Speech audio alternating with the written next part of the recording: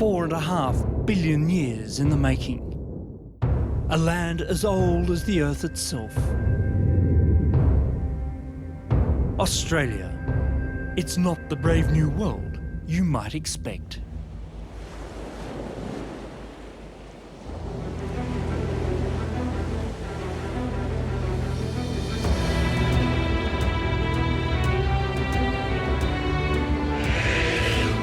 When Europeans first arrived in Australia, they saw it as a young country, a kind of separate creation. But nothing could have been further from the truth. The oldest, flattest, driest inhabited continent on Earth is a puzzle put together in prehistoric times. And the clues that unlock the mystery can be found scattered across Australia's sunburnt face.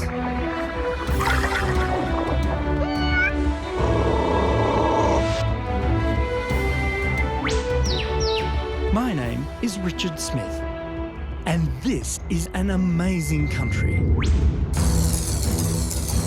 For a scientist like me, every rock has a history, every creature a tale of survival against the odds. So join me and spend a few billion years on the big island at the bottom of the world.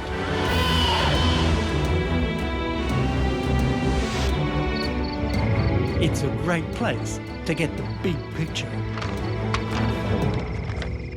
Of all continents on Earth, none preserved the great saga of our planet and the evolution of life quite like this one. Nowhere else can you so simply jump in a car and travel back to the dawn of time.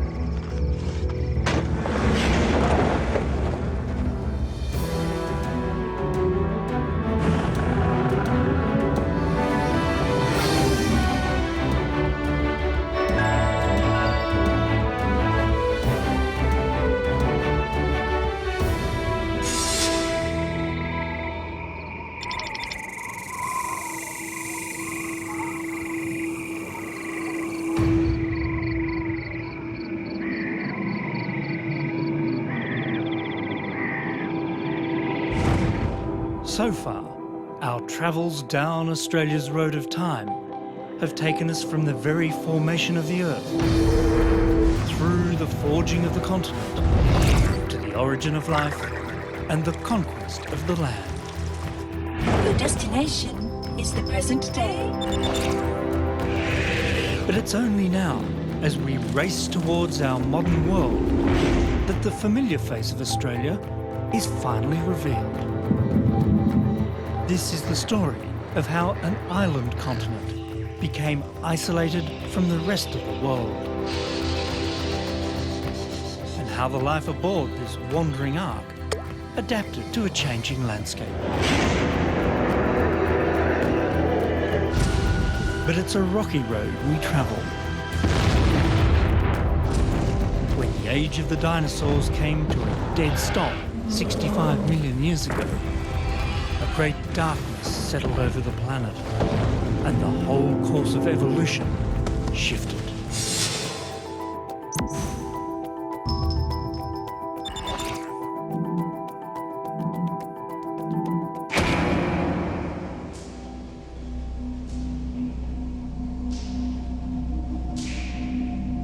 When the skies began to clear in the first grim days of the Paleogene, most of the great Cretaceous forests were gone.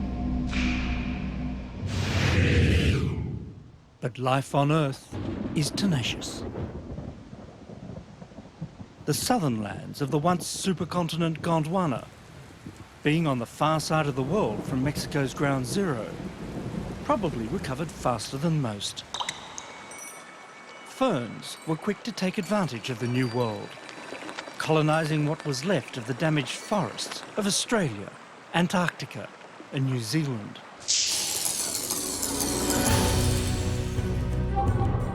And following closely behind the ferns, a remarkable Australian tree made a dramatic comeback in the post-apocalyptic world.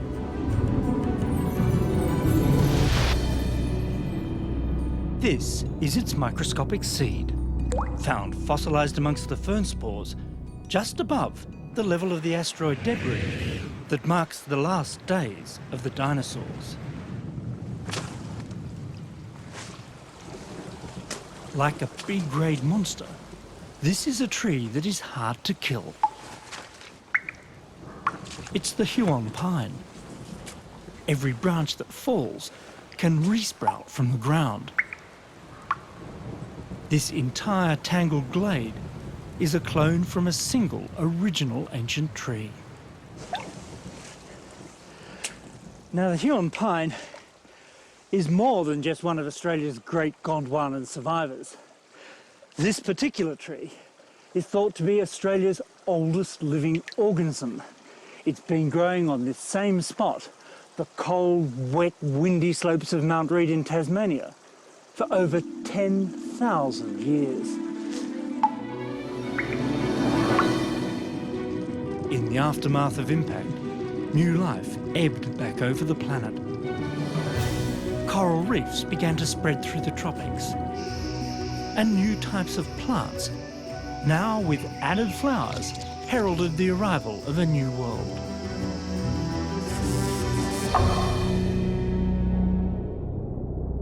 But while life was returning, the supercontinent Gondwana was in its death throes, and the consequences for Australia would be dramatic.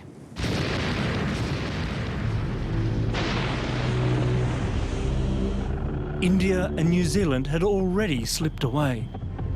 Now Antarctica and Australia were tearing themselves apart.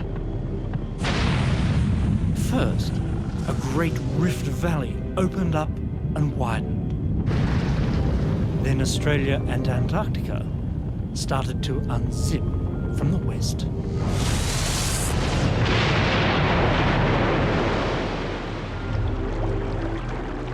A trickle became a flood as a new Southern Ocean surged into the gap between the separating lands. Only Tasmania stood firm, holding the two continents together.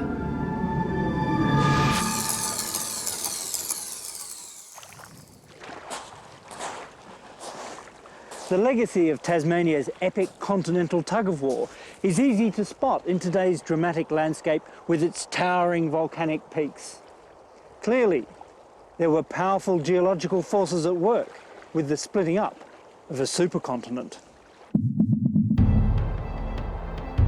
Today, Australia's Apple Isle wears its war wounds with pride. For over 100 million years, intruding molten rock had been forcing its way upwards, looking for a weak spot. This is the dolerite that dominates Tasmania. There's more of this rock here than anywhere else on Earth. Towering dolerite sea cliffs guard the coast. Dolerite punches through the highlands, and the rock glowers over the capital of Hobart itself. All indelible evidence of the dying days of Gondwana. This was a torrid time across the planet. Although much of the Australian landmass still lay within the Antarctic Circle, the climate was warm rather than polar, thanks to a sudden surge of greenhouse gases that peaked around 55 million years ago.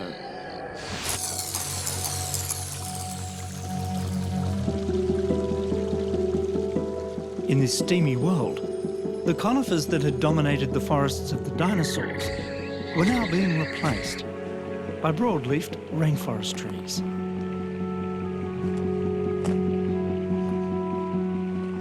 Some live on, here in Tasmania's forests.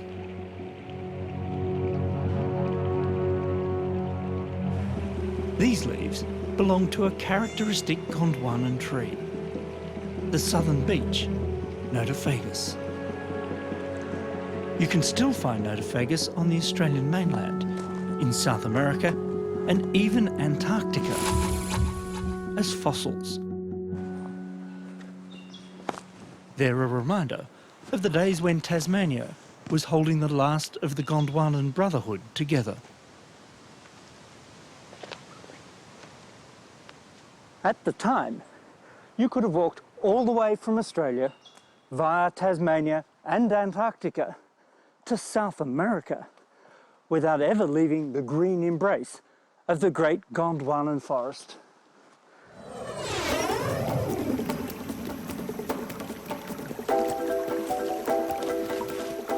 And it was through this green transantarctic highway that the first marsupial mammals scurried out of the forests of South America and onto Australian soil.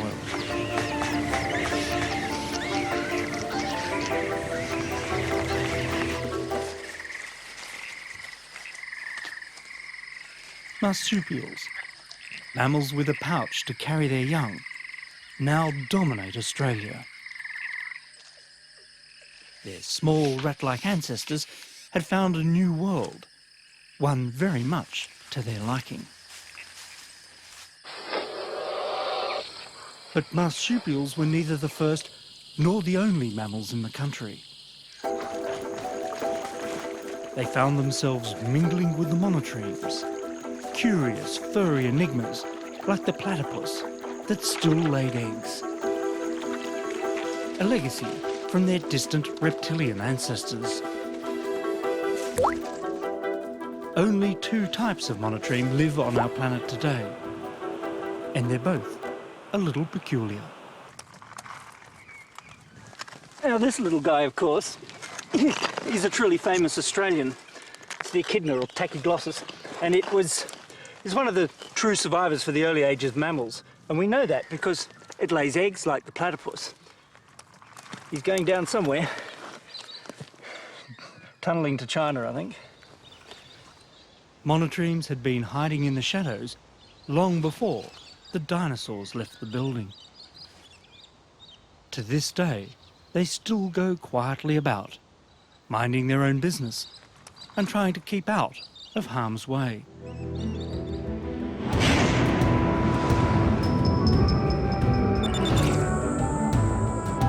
But there's another group of survivors from those Mesozoic times with even closer reptilian affinities than the echidna. And they still inhabit the forests of their forebears.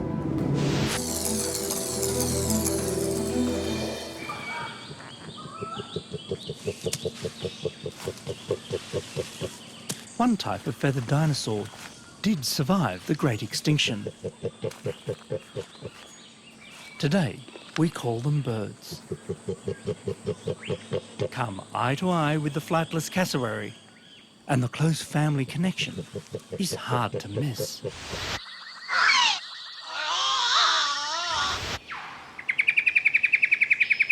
While cassowaries owe their existence to the dinosaurs, the rainforests of tropical Queensland owe their existence to the birds. It's a chain of connection that links down through time, all the way to the Hewitt family, modern human residents of the ancient rainforest at Cooper Creek.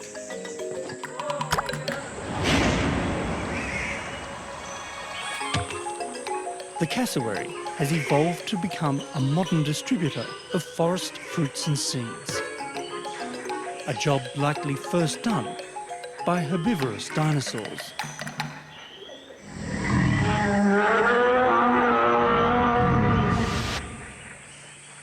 This is the cassowary plum.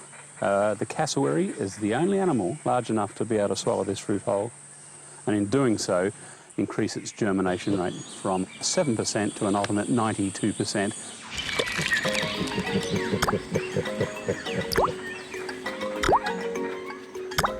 In a complex relationship for mutual advantage, at least 37 species of rainforest tree rely on the cassowary for dispersal.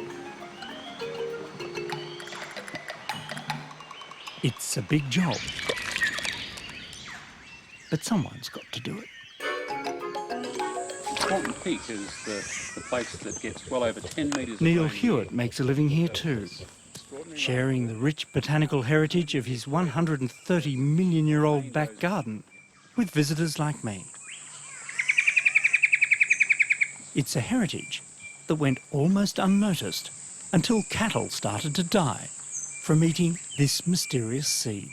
It was the discovery of this seed, scientifically, that brought this ancient rainforest to global awareness in 1971. The seed proved both poisonous and prehistoric, belonging to the rare and wryly named idiot tree, one of the most primitive flowering plants on the planet. In effect, it was the botanical equivalent of finding a community of dinosaurs in the Scupa Valley. We now have some 436 families of flowering plant found worldwide, but only 19 of them are primitive. And of those 19 families, 12 are found in the 3 valleys in the middle of the Daintree. And here in the Cooper Valley is the world's richest diversity of primitive flowering plant families found anywhere on the planet.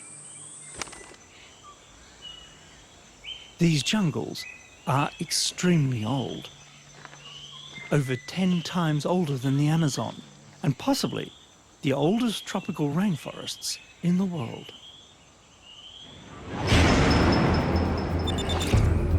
But today, they cover less than 1% of the surface of Australia. It seems hard to believe that for so many millions of years, nearly the entire landmass of what's today the most arid inhabited country on Earth was once festooned with forests of almost unimaginable richness.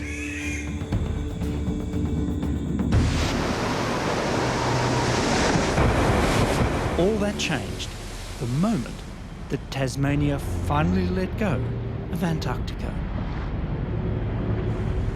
And with the apron strings torn asunder, sometime between 30 and 40 million years ago, Australia sailed free from the rest of the world. When not only Australia, but the Patagonian tip of South America also let go of Antarctica, cold ocean currents were able to sweep freely around the southern continent for the very first time. And Antarctica's fate was sealed. Encircled by icy currents, Antarctica and all who sailed on her began to freeze solid. Australia, loaded to the gunwales with Gondwanan refugees, set course for the tropics. A raft of life, adrift on a sea of change.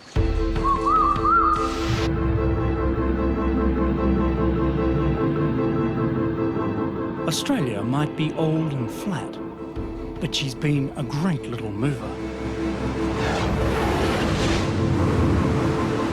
The Great Southern Land began its trek north at the breakneck speed of about 12 centimetres per year.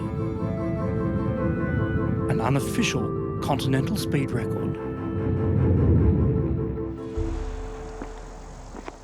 And as it drifted, it dried. It was more than a passage into warmer climates. The freezing of Antarctica had taken much of the planet's available fresh water with it. This was the trigger for one of the planet's great biological experiments. Isolated and alone now, Australia's plants and animals began taking on their unique Antipodean identity. A remarkable rocky record of this defining moment has been found at Riversley in northwest Queensland.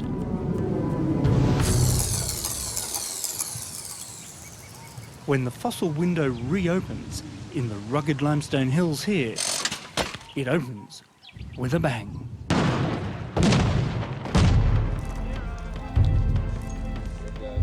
For prehistoric animal hunters like Mike Archer, Riversley is one of the richest caches on the continent, perhaps the globe.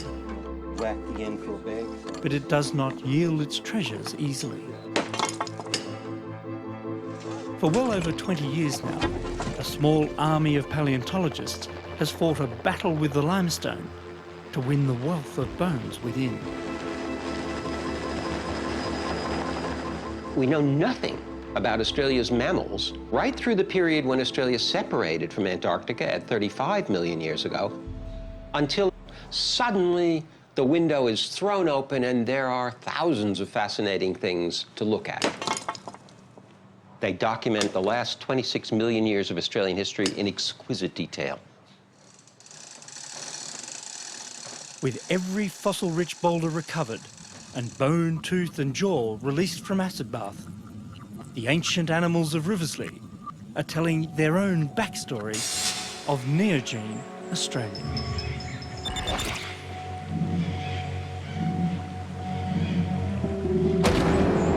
It was in the Neogene that Australia began to show its true colours. The beginning of Riverslee's story was of a rich forest. Cool, temperate, permanently wet, no seasons. So we started thinking about this as a kind of a green cradle. Here were the first brush-tailed possums. Here were the first ring-tailed possums. Here were the first koalas. All the things people think about today as typically Australian animals had their roots in these ancient rainforests.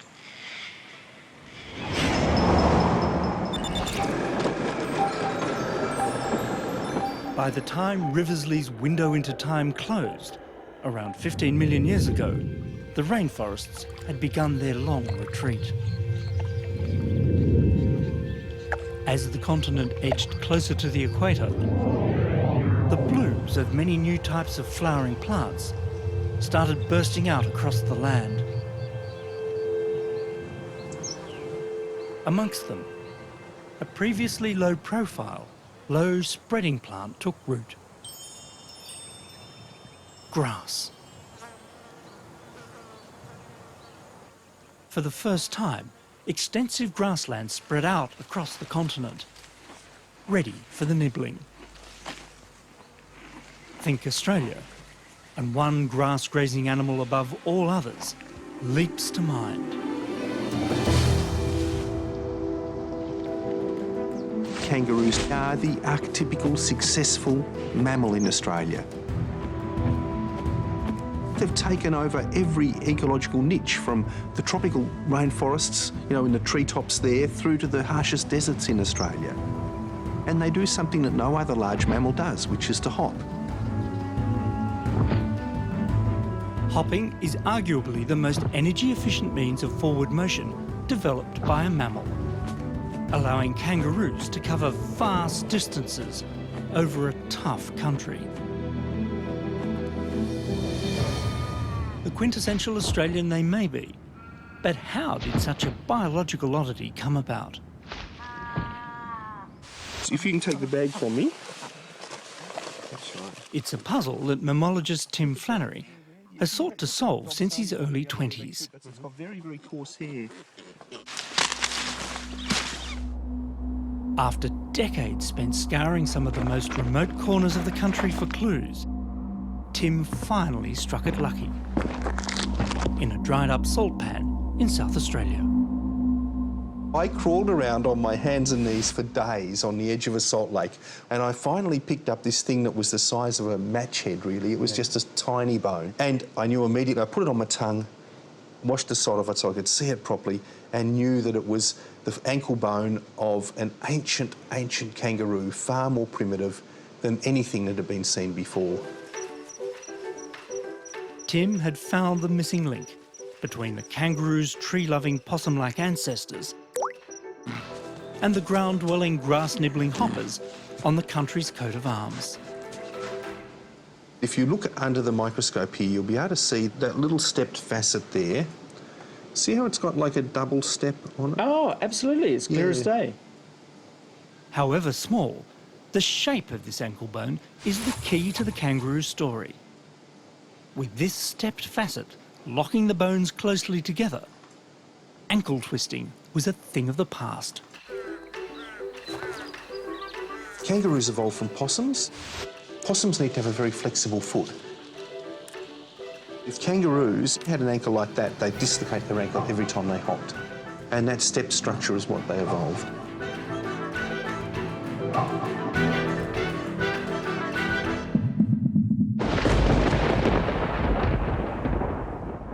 All this early ankle experimentation took place in Australia's green cradle.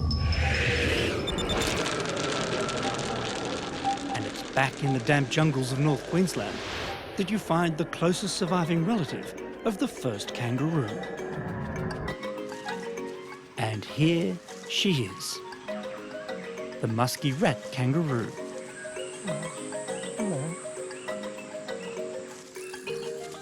The most primitive living member of the kangaroo clan, and another living fossil. The first thing you'll notice about this busy little girl is the way she moves. No matter how long I sit here watching her eat food in the forest, she'll never hop. Hopping for kangaroos came later.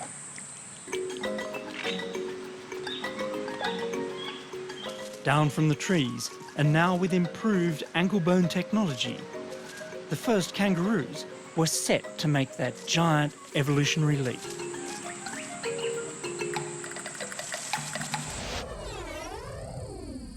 And in many ways, the story of their evolution charts the course of the drying out of the continent itself.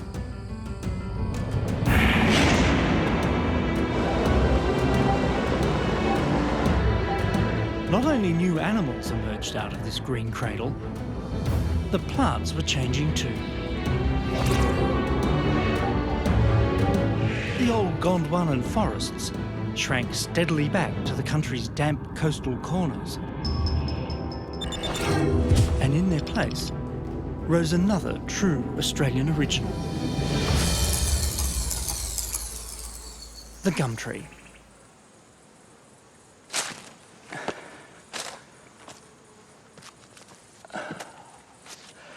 Now this is a tree definitely worth hugging. Meet Centurion, the tallest eucalypt in Australia and the tallest flowering plant in the world.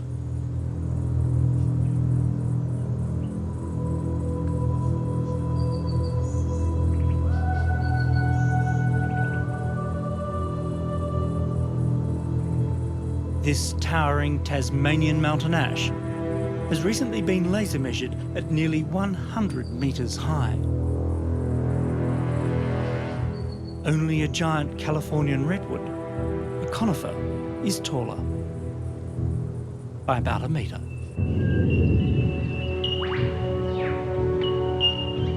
The eucalypts have come to dominate the country. Over 600 species have rooted themselves across the landscape. Gum trees have proven themselves in the toughest environments Australia can throw at them. They laugh off droughts and stand tall in the floods that follow. They soldier on deep in snowfall and respond to the perishing heat of a bushfire with a burst of new green growth. These are the trees that love a sunburnt country.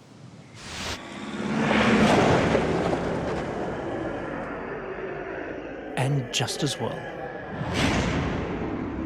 About 5 million years ago, desert began to finally claim Central Australia.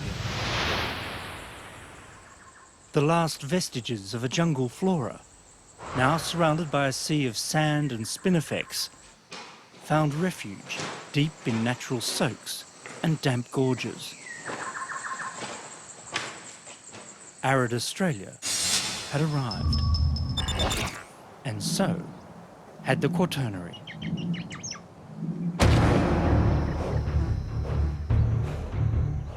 The slow drying of the continent had pushed kangaroos out of the trees and onto two legs. But as Australia drifted north, It blocked the flow of moisture to the west as well, pushing an upright ape to stand tall on the plains of Africa.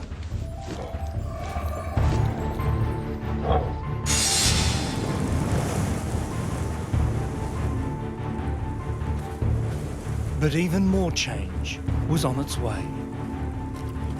The Ice Ages.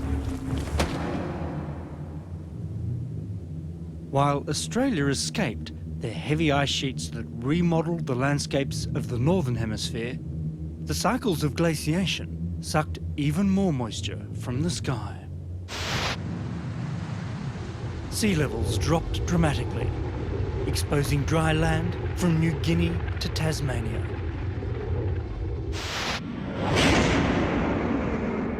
Plants grew even tougher and less nutritious. It was a climate change that pushed animals in a radical direction. Best seen with a swift descent into South Australia's Narracoorte Caves.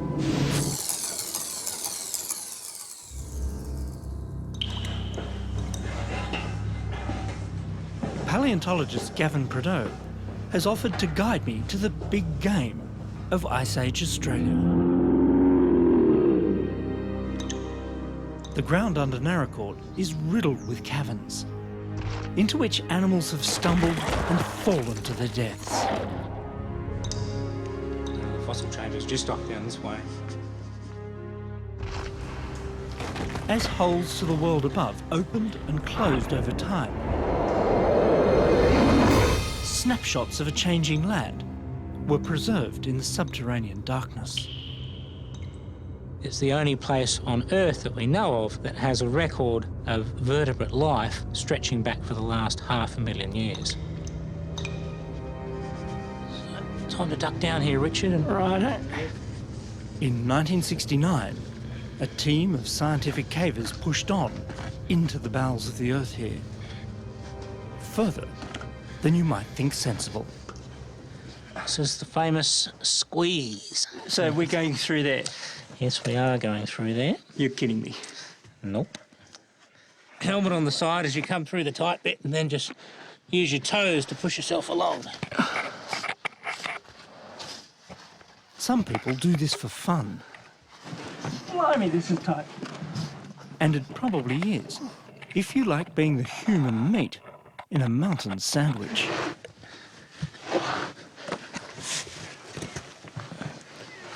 You through, Richard? Ah, right, okay. Okay. Most of the mammals that entered these caves never made it out alive. Well, here we are, Richard. The pit of doom. Certainly was. When the first cavers emerged into the Victoria fossil chamber, they came face to face with a megafauna graveyard.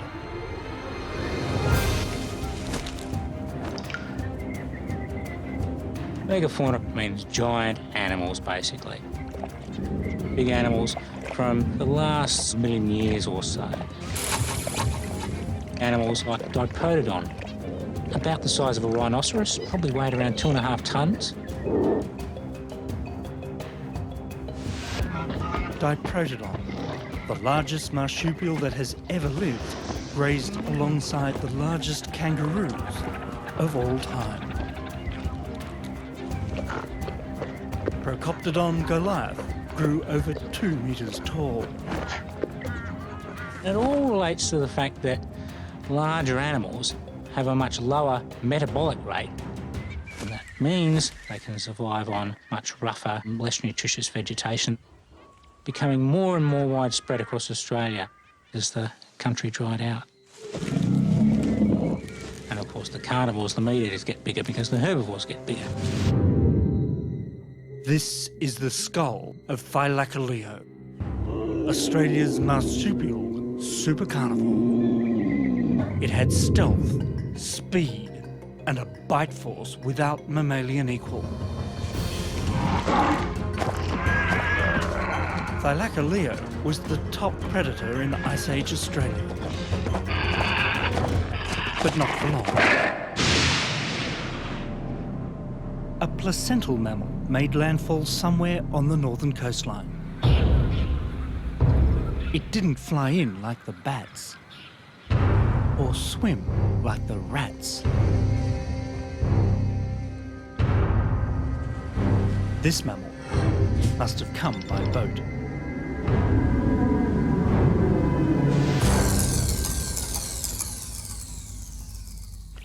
The first human footsteps on Australian soil were made somewhere between here and the Kimberley and Arnhem Land in the Northern Territory. The people came out of the setting sun from Indonesia in the northwest, and they came a staggeringly long time ago. Modern science is now able to put some dates on the dream time. Time Lord Bert Roberts uses sand grains and laser light to peer back to the first pages of the human story. So using the very best techniques we can at the present stage, we now think that people got to Australia maybe 50 or 60,000 years ago. And the very earliest occupations took place in the north of the country, maybe through Kakadu, maybe through the Kimberley. Wherever those first people landed, they found themselves on a lonely, alien coastline. With the oceans rising behind them and a dangerous welcoming committee, they pushed on.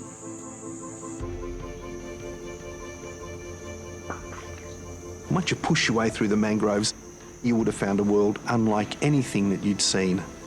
There would have been gigantic tortoises with horns like a cow.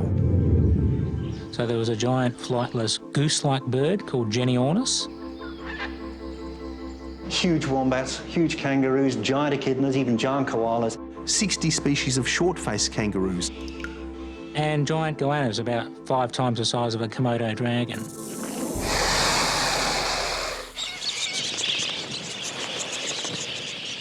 It was a land of plenty. From the beachheads of the tropical north, it seems the first people spread rapidly south.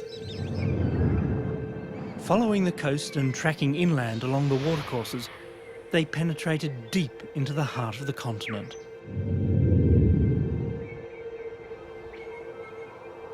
When they came in with everything. They came in with a beautiful stone toolkit. They also came in with pigments and ochres. So they came in with a whole kit and caboodle. They came in as completely, fully modern humans. And from then on, they expanded throughout the continent. Within only a few thousand years, it seems, people were camped by the shores of Lake Mungo in far western New South Wales.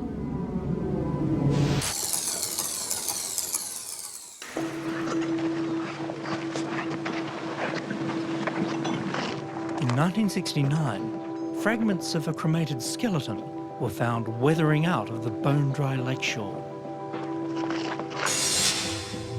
A second discovery soon followed. With dates firming at around 40,000 years, these are the oldest human remains yet found on the continent, and some of the oldest ritual burials in the world.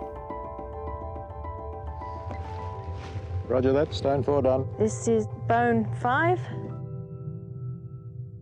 The crumbling clay of the prehistoric lake edge is still releasing secrets. Animal dinners cooked on fires amongst the dunes. Fragments of stone tools. Relics that speak to archaeologist Nicholas Stern of distant times. Changed climates and a forgotten landscape. My interest is primarily in the rubbish left behind from people's everyday life. It's a record that spans the entire history of human settlement on the continent, about which we know very little.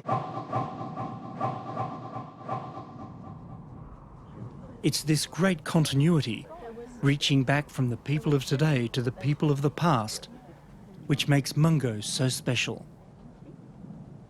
When you first come up, you think, oh yeah, a few stone tools, a few bones. But when you flag it out, then you really see how many are here. They're dedicated to their work. They like doing it, and I like standing there watching them do it. And sometimes I watch them and just watch them until they put these little pieces together, and it's really exciting to see it when they put it together. Clues left behind in the lakeside cooking fires paint a picture of lakes brimming with water and fish, fringed with trees and wildlife. A different Mungo from today.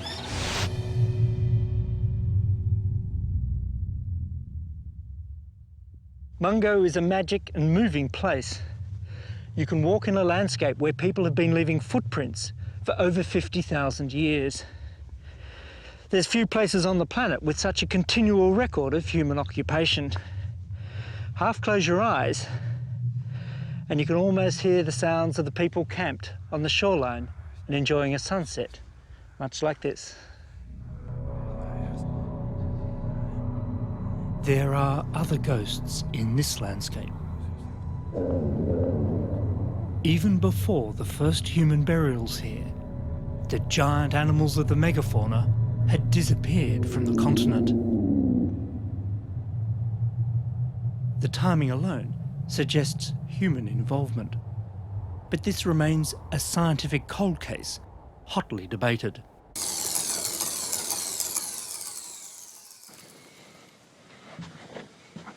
Some suspect that the shifting Ice Age climate did them in, but the records stored in the bone beds of Naracoorte suggest otherwise.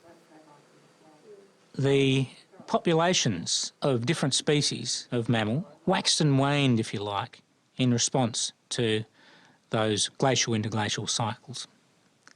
But nothing became extinct until about the time humans arrived.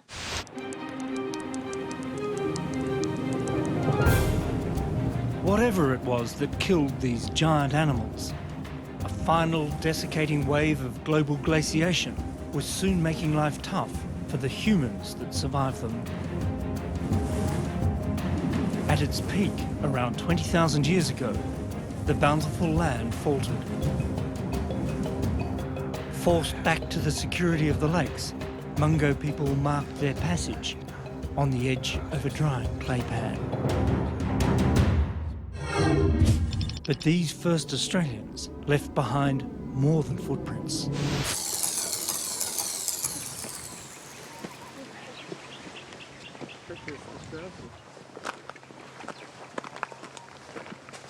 Rock shelters on the Kimberley coast hold a collection of cultural evolution extending back, it's suspected, as far as the last ice age.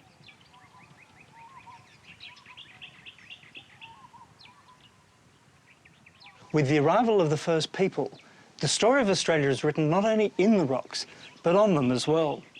Rocks polished smooth by the rub of countless human bodies, an artwork to rival any modern gallery.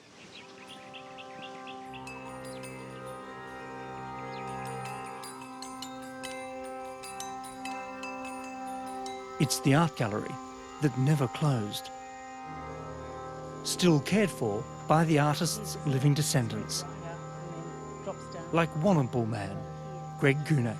Oh, hi. Hello. Greg. Hey. Hello, welcome to Warrnambool country. Pleased to meet you. I'm so glad to be here. It's just so impressive. This collection of artwork is one archaeologist June Ross and her team are keen to fully document and date. It is the story of Australia. It's a story of the people who were here first, but people have lived here very successfully for thousands and thousands of years, and we're very interested in knowing how they managed to do that. Recorded here are clues to how people adapted to the evolving climate. At least 3 conspicuously different styles are on display in the caverns. The oldest are slender, elongated figures. They appear to be floating, almost standing on their toes like ballet dancers. But the thing that fascinates me is all the different hairstyles and headdresses. This flamboyant style is then replaced by more businesslike figures. So we think something's happening to the culture at this particular time. see a lot more weapons, the barbed spears, the hook sticks. Whether dating will show this cultural shift was a response to a changing world, climate certainly influenced the art of the last few thousand years.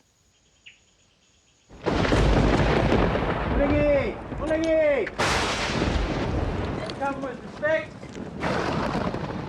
Wandjina figures, like these images of the creator spirit Rollicking, are strong cultural links to the modern monsoon, each wet bringing new life to the land.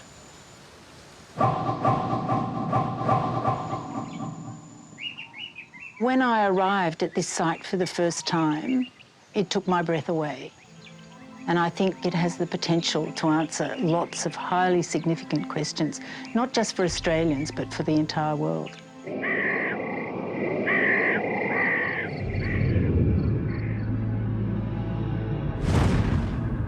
Across the country, Aboriginal Australians were witness to extraordinary change.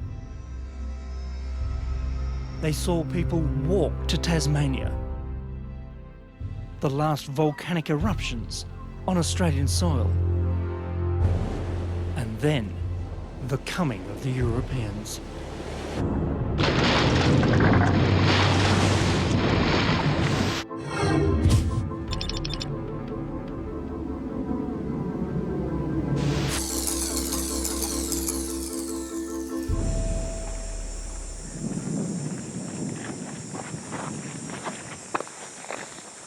When navigator James Cook climbed to the summit of Lizard Island in 1770, after running aground on Endeavour Reef, he was horrified to find that his ship and crew were trapped inside a coral labyrinth, the extent of which exceeded his worst nightmares.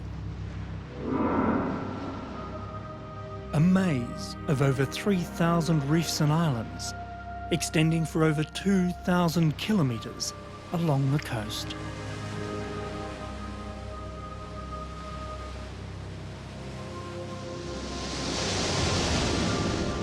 Australia's Great Barrier Reef is probably one of the greatest reef systems the planet has ever seen.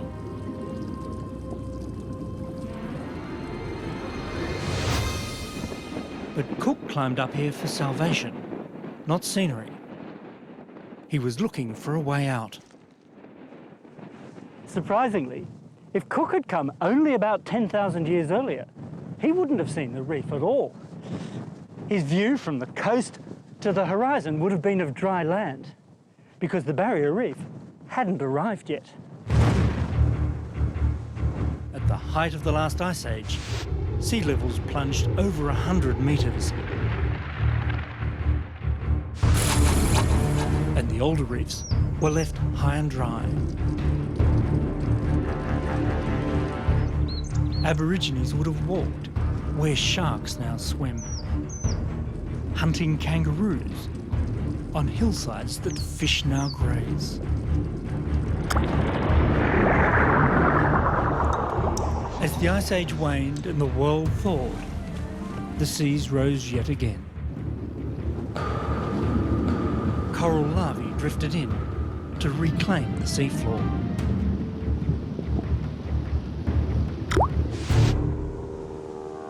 Today's Great Barrier Reef, so big you can see it from space, is a surprisingly new arrival on the Australian stage.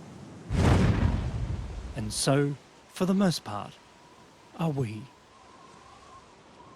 In many ways, you can think of James Cook's climb here to the summit of Lizard Island as a kind of turning point, the place from where our modern, still unfolding chapter of Australia's long story began. Because it's from here that he spied an escape route back to England, and the modern world soon followed.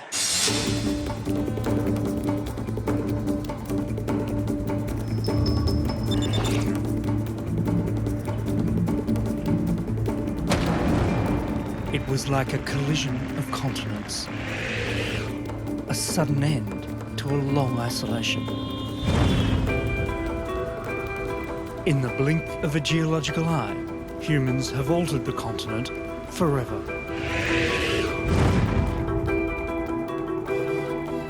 we've cleared and cultivated the land, losing prehistoric forests and ancient soils in the process. The rest of the world has been brought in with us in the form of animals and plants, pests and diseases. And much of what did live here has gone. Well, in here, Richard, really is the cabinet of catastrophe. Look at them all. This cabinet's full of mammal species that no longer exist. You know, what we've got here is a desert rat kangaroo, last seen in 1931, Central Australia. Beautiful, beautiful. Oh, look at the beautiful black subterminal bands.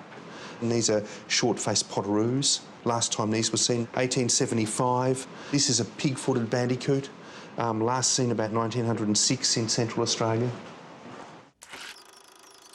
And this is the final filmed record of the now extinct thylacine, the largest marsupial predator to make it into modern times.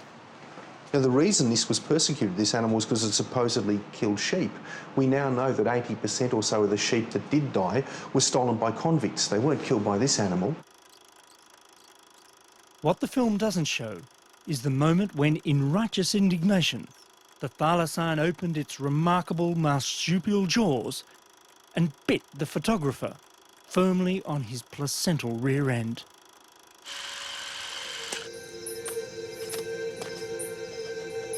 Many of Australia's marsupials remain at risk. This extinction event is coupled with the one that happened 50,000 years ago, the giant megafauna. It's on the sort of scale that we see in the great prehistoric extinctions. It's the devastation of a continent. As clear as the cosmic dust marking the last days of the dinosaurs, our indelible radioactive signature is now being recorded in the rocks. The mark of the age of man.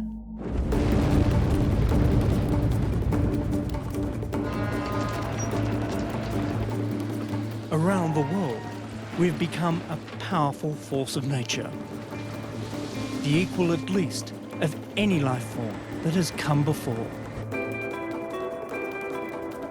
You shouldn't underestimate the power of life to shape the planet.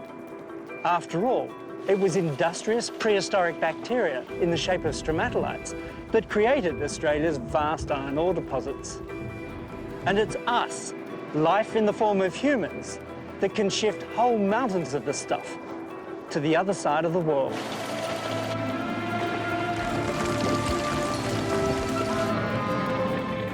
Each year now, humans shift more rock and soil than the flow of rivers and glaciers carries to the sea.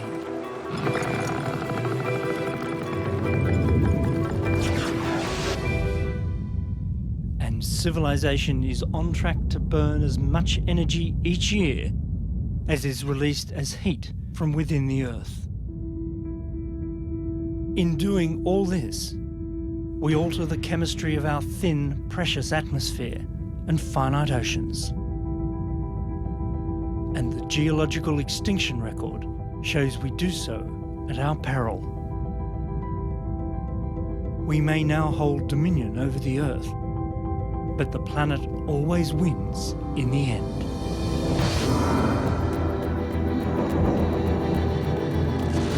Almost nothing we see in the landscape of modern Australia will survive the test of geological time. Eventually, all this will go. The people, the buildings, probably the bedrock itself. Today's legacies will linger in the stories passed down in the rocks that are endlessly recycled, and in the genes of living organisms that keep flowing down the road of time.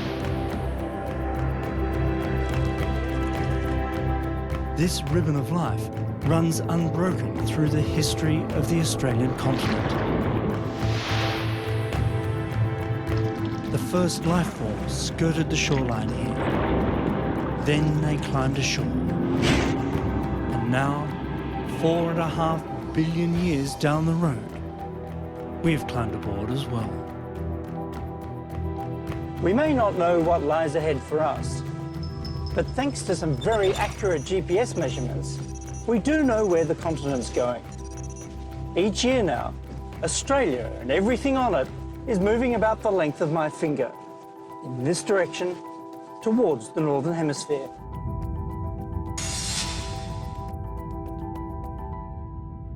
Sometime in the future, Australia should cross the equator, as it last did 500 million years ago.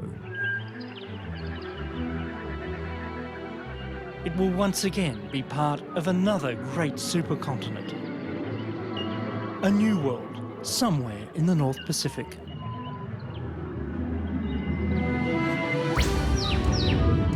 Our challenge in this, our geological instant, is to steer a path that does not cut our own future short, and with it, that of the many plants and animals along for the ride. That is what is so remarkable about the age we live in. For the first time in history, there's a species on this remarkable walkabout continent that has that choice to make.